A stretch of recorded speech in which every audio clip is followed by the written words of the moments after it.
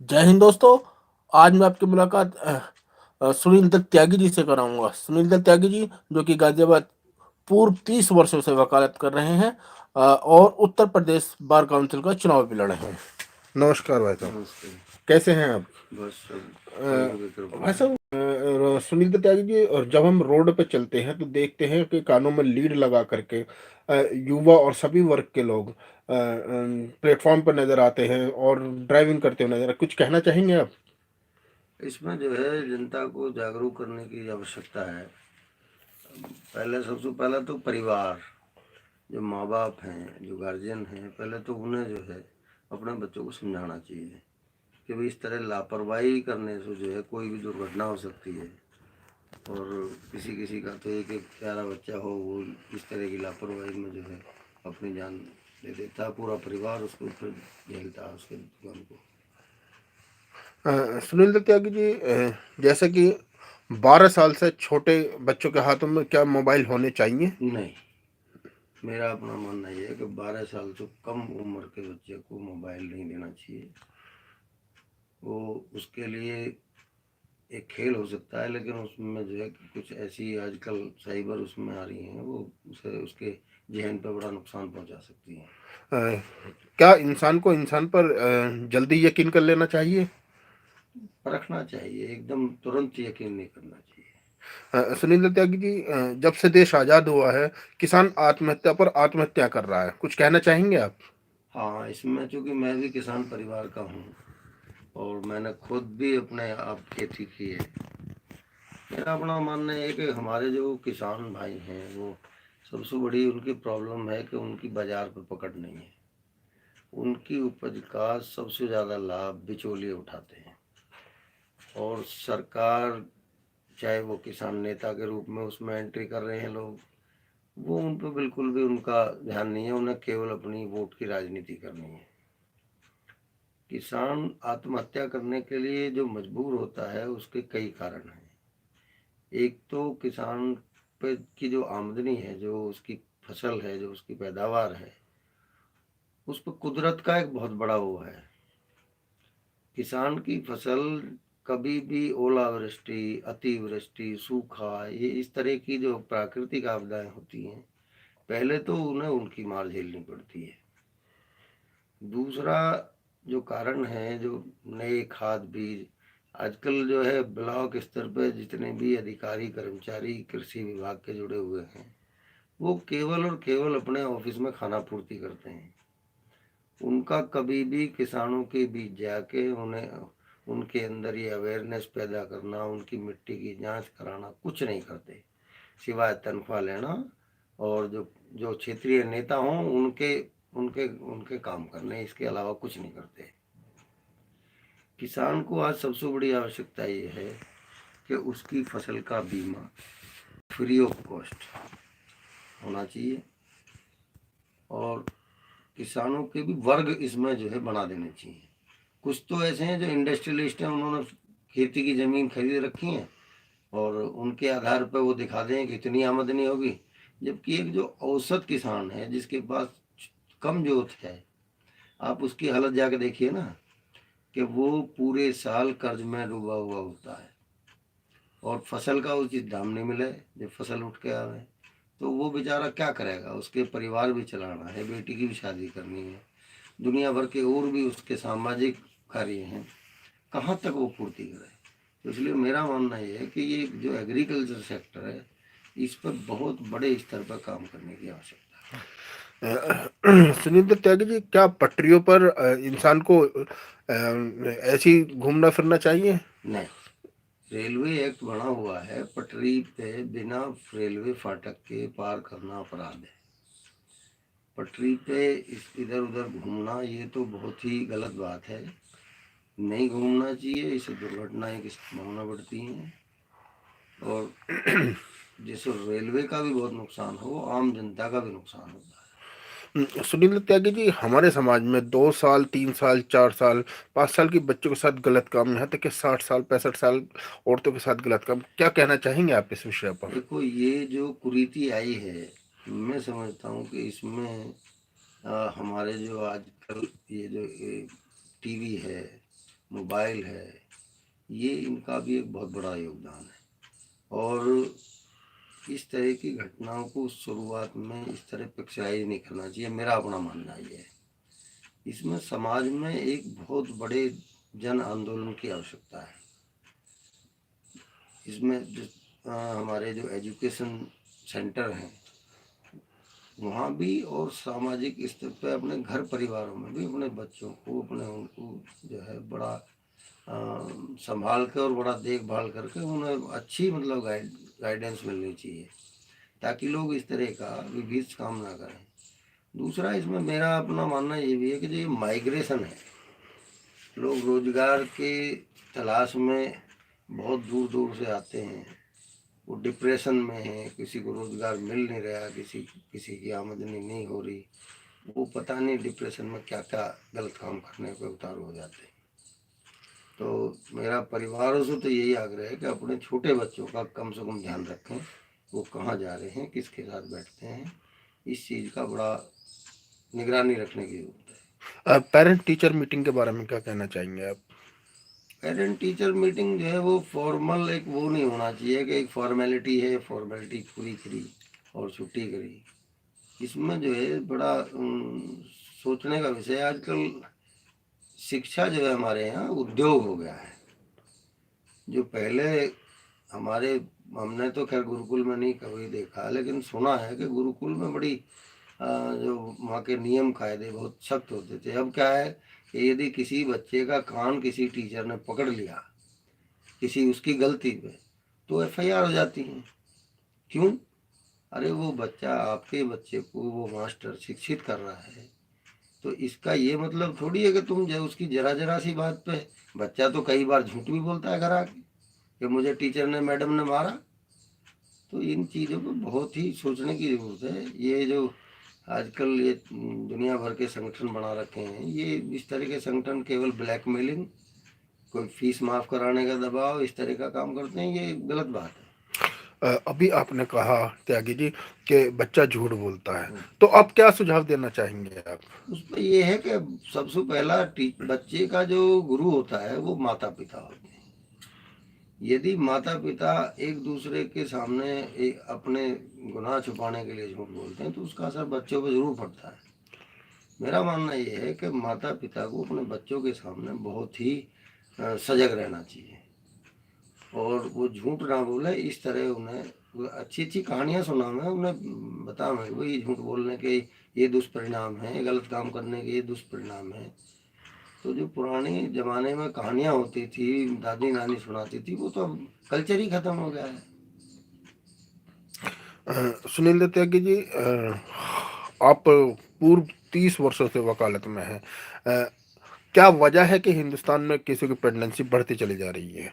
हाँ, इसमें जो है केसेस की पेंडेंसी का मेरा अपना जो अनुभव है उसके बारे में मैं आपको अपनी, चूँकि मैं गाज़ियाबाद में वकालत करता हूँ तो मुझे गाज़ियाबाद के बारे में ज़्यादा ज्ञान है। गाज़ियाबाद और दिल्ली की दूरी मैं समझता हूँ बामुश्किल 20 किलोमीटर होगी। हमारे यहाँ जो मजिस्ट्रेट जज हैं वो कभी भी 11 साढ़े 11 बजे से पहले डायस पर नहीं बैठते, जबकि दिल्ली में 10 बजे एक्यूरेट जो है मजिस्ट्रेट बैठ जाते हैं। पेंडेंसी बढ़ने का सबसे बड़ा कारण ये है कि हम एक तो बिला वजह के मुकदमेबाजी हम यहाँ दाखिल कर देते हैं। दूसरे, हमारे जो न्यायिक अधिकारी हैं उन्होंने भी बिल्कुल मतलब इस पेशे को वो बना लिया है कि हमारा तो अधिकार है, हमें ये पोस्ट मिल गई है तो हम अपनी मर्जी से काम करेंगे। जो काम एक डेट पे हो जाना चाहिए उस काम के लिए न्यायिक मजिस्ट्रेट अपना वर्क बर्डन दिखा के, दुनिया भर की बात बता के उस काम को 3-3 महीने तक नहीं कर पाते। तो पेंडेंसी बढ़ने का एक कारण तो मैं ये समझ पाया हूँ। और दूसरा कारण जो पेंडेंसी बढ़ने का है वो है करप्शन। जो आदमी सक्षम है, पैसे वाला है या प्रभावशाली है, वो पैसे देकर अपना काम करा लेगा। जो गरीब मजलूम आदमी है वो यहाँ धक्के खाता रहेगा, उसे कोई न्याय नहीं मिलेगा। जो महंगा वकील है, जिसकी फेस वैल्यू है, उसे देख के न्यायिक अधिकारी फटाफट फटाफट काम करेंगे, आइए सर आइए सर।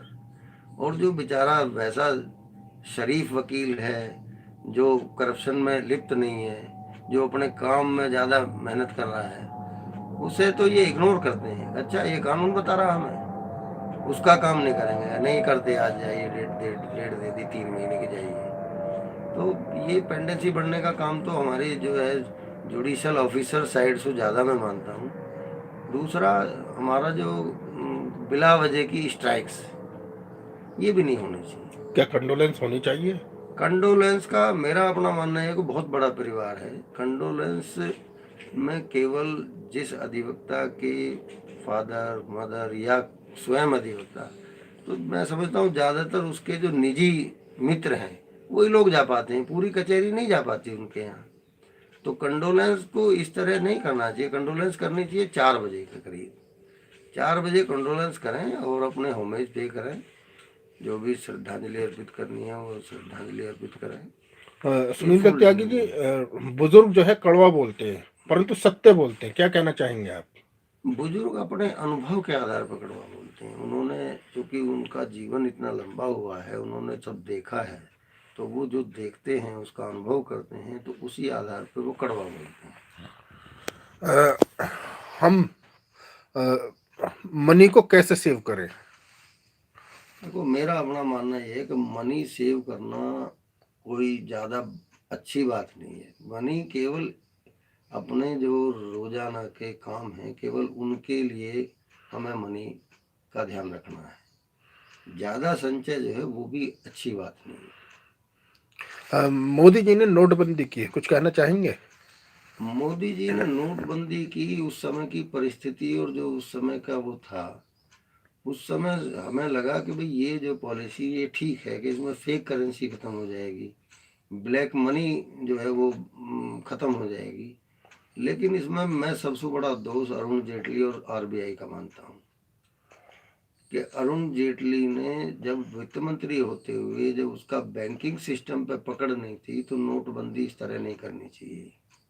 नोटबंदी, वो यदि उन्हें चलन सो मुद्रा कोई बाहर करनी है तो तुगलकी फरमान नहीं होना चाहिए। उसमें ये कोई टाइम लिमिट ऐसी रख देनी चाहिए कि भाई ये नोट हम बड़ा बंद कर रहे हैं 1,000 रुपये का, 1,000 रुपये का नोट बंद करते और उसे कहते कि भाई ये बैंकिंग सिस्टम में धीरे धीरे 6 महीने में इसे जमा कर दो, उसके बाद 500 होगा। चूंकि आपके पास 1,000 का स्टॉक हो जाता, 500 का बाद में ले लेते। तो ये, और उसके क्या है कि जो प्रभावशाली लोग हैं उन्होंने तो नई करेंसी चेस्ट से ले ली, आम आदमी बेचारा लाइन में लग रहा है। तो क्या फायदा हुआ नोटबंदी का? गरीब आदमी मरा है इसमें, जो छोटे लघु उद्योग हैं उन्हें बेचारों को परेशानी आई है।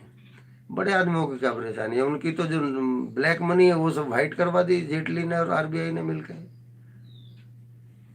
दहेज एक अभिशाप है।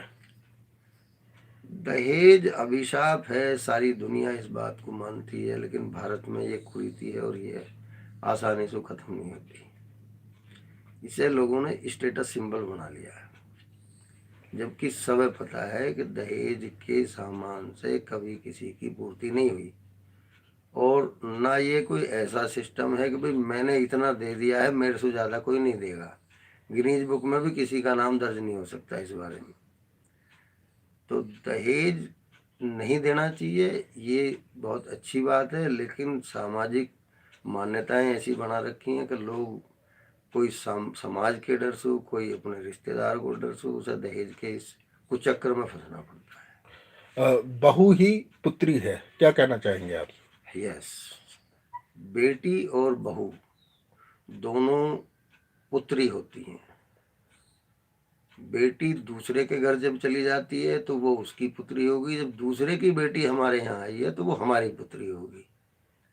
तो बहू को भी पुत्री ही मानना चाहिए। भ्रूण हत्या के बारे में क्या कहना चाहेंगे आप? भ्रूण हत्या एक बहुत बड़ा अभिशाप है, बहुत बड़ा पाप है।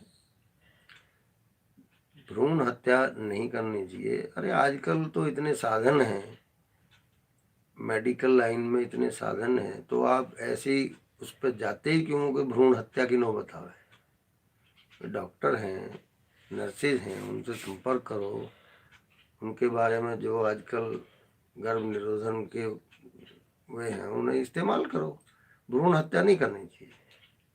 जो बच्चा पेट में गर्भ में आ गया है उसे पैदा होने दो, उसे मत मारो। क्या अच्छा व्यवहार ही सफलता की कुंजी है?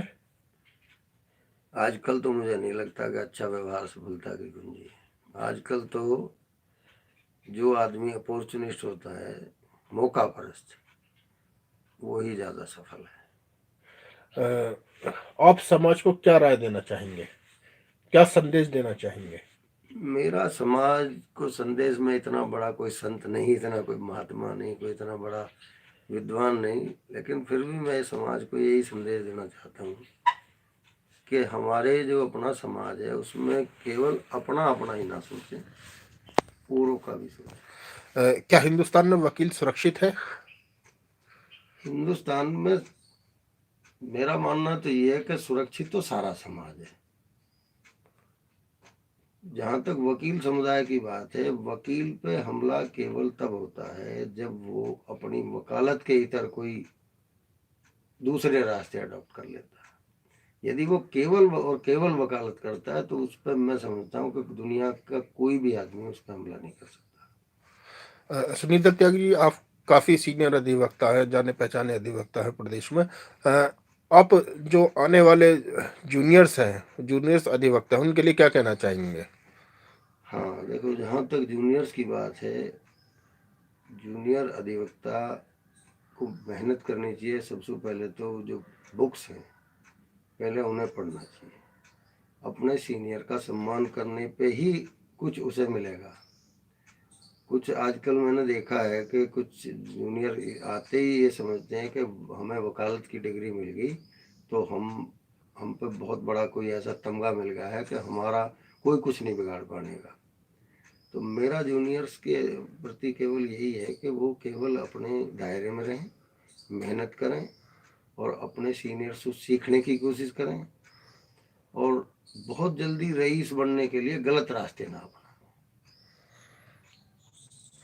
सुनील दत्त त्यागी जी, आपने कीमती समय दिया, धन्यवाद। Thank you. अ, हमारे साथ थे सुनील दत्त त्यागी जी, जो काफ़ी वरिष्ठ अधिवक्ता हैं गाजियाबाद के। अगर चैनल पसंद आया हो तो लाइक कीजिए, सब्सक्राइब कीजिए, धन्यवाद, कमेंट कीजिए।